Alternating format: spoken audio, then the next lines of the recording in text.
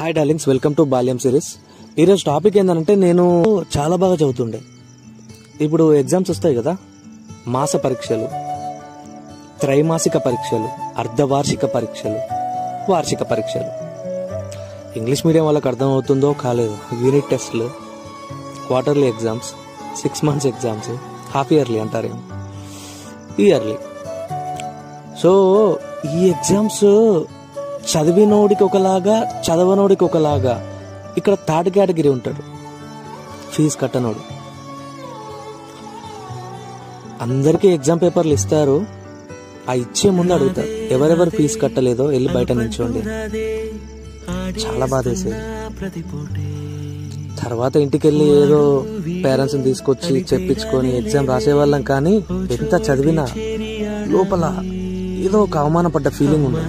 ఇలా మీరు ఎవరైనా ఫేస్ చేశారా? కామెంట్ చేయండి.